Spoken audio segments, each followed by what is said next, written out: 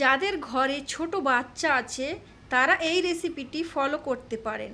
আজকে আমি আমার ছেলের জন্য সেরেলাক্স বানাবো। অনেকেই কম বেশি জানেন যে আমার ছোট ছেলে আছে, তার জন্য হোমমেড সেরেলাক্স বানাচ্ছি। দেখতেই পাচ্ছেন আপনারা কি কি নিয়েছি। সব কিছু উপকরণ আমি ধুয়ে নেব খুব ভালোভাবে। আর সাবুটা আমি আলাদা চামচের মধ্যে রেখে দিয়েছি। সাবুটা আমি কিন্তু ধুইব না, ধুইলে কিন্তু গলে যেতে পারে। এখানে আমি সব কিছু ধুয়ে নিয়েছি, নিয়ে শুকাতে দিয়েছি রোদের মধ্যে। আপনাদের হাতের কাছে যদি রোদ না থাকে তাহলে ফ্যানের বাতাসেও শুকিয়ে নিতে পারেন। তো এই যে সব কিছু দিয়ে আমি খুব ভালোভাবে শুকিয়ে নিয়ে এখন আমি সাবুটা মিশিয়ে দিয়েছি, দিয়ে আমি এখন মিক্সার গ্রাইন্ডারে দিয়ে দিচ্ছি। এখানে দেখতেই পাচ্ছেন খুব ভালোভাবে আমি ব্লেন্ডার করে নিয়েছি। আর একটু দানা দানা ভাব রেখেছি, আপনারা চাইলে চালুনি দিয়ে চেলেও নিতে পারেন। হোমমেড সেরেলাক্স কিভাবে বানিয়েছি সেটা তো দেখলেন, আর কিভাবে বাচ্চাকে খাওয়াতে হবে সেটা অবশ্যই দেখে যাবেন। তো এই যে হোমমেড সেরেলাক্স রেডি হয়ে গিয়েছে, এখন আমি বানাবো। আপনারা সম্পূর্ণ ভিডিওটা দেখবেন, তাহলে বুঝতেই পারবেন কেমনভাবে বানিয়েছি এবং আমার ছেলে কেমনভাবে খাচ্ছে সেটাও দেখে যাবেন। হোমমেড সেরেলাক্স এখানে আমি ফ্রাই প্যানের মধ্যে দিয়ে আমি হালকা করে ভেজে নেব। এমনভাবে ভাজতে হবে যাতে নিচে পুড়ে না যায়, আর এর মধ্যে থেকে খুব সুন্দর একটা ফ্লেভার আসবে। তখনই বুঝে নিতে হবে এটা ভাজা হয়ে গেছে। এখানে দেখতেই পাচ্ছেন একদমই ভাজা হয়ে গেছে। আমি একটু ঠান্ডা করে নেব আর এয়ারটাইট কন্টেনারের মধ্যে রেখে দেব।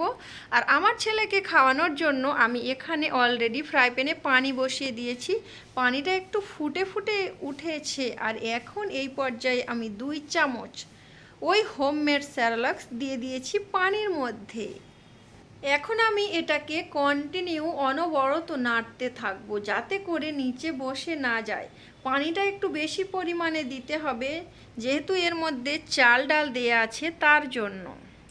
যেসব মিশ্রণ নিয়েছি তার মধ্য থেকে বাদামগুলো আপনারা একটু কমিয়ে ফেলতে পারেন। আপনার বাচ্চার বয়স যদি 6 মাস হয়, আর যদি 10 মাস হয় বা 1 বছর হয়ে যায় তাহলে কিন্তু বাদামগুলো রেখে দিতে পারেন। আমার বাচ্চা যেহেতু 6 মাস কমপ্লিট হয়ে 7 মাস রানিং চলছে, তার জন্য খুবই অল্প করে বাদাম নিয়েছি। আর এখানে দেখতেই পাচ্ছেন সেরেলাক্স রান্নাটা একদমই কমপ্লিট হয়ে গিয়েছে। এখন আমি আমার ছেলেকে যে দুধটা খাওয়াতাম ওই দুধ দিয়ে আমি খুব ভালোভাবে এটা মাখিয়ে নেব চামচের সাহায্যে। আপনারা দেখতে পাচ্ছেন সেরেলাক্স বানিয়ে আমি দুধ দিয়ে খুব ভালোভাবে এখন আমি মাখিয়ে নিচ্ছি। আজকের আমার সেরেলাক্স বানানো এবং সেরেলাক্স রান্না করা আপনাদের কাছে যদি ভালো লাগে প্লিজ ভিডিওটিতে একটি লাইক দিয়ে দেবেন। আর যদি খুব বেশি ভালো লাগে তাহলে ফ্রেন্ডস এবং ফ্যামিলির সঙ্গে শেয়ার করে দেবেন। এখানে দেখতেই পাচ্ছেন আমার ছোট বেবি কত সুন্দর করে সেরেলাক্স খাচ্ছে। সবাই মাশাআল্লাহ বলবেন, আর আমার ছোট বাবুর জন্য সবাই দোয়া করবেন। বরাবরের মতো সবার সুস্বাস্থ্য কামনা করে আজকের ভিডিওটা এখানে শেষ করছি। আল্লাহ হাফেজ, আসসালামু আলাইকুম।